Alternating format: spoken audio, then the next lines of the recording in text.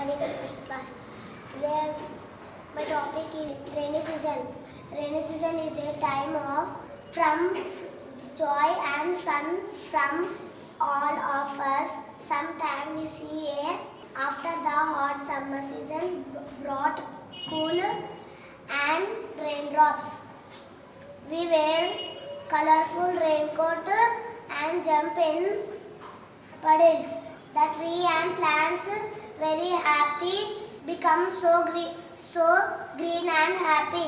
Sometimes we see a beautiful rainbow in the sky. We hear the sound of raindrops tapping on our roof.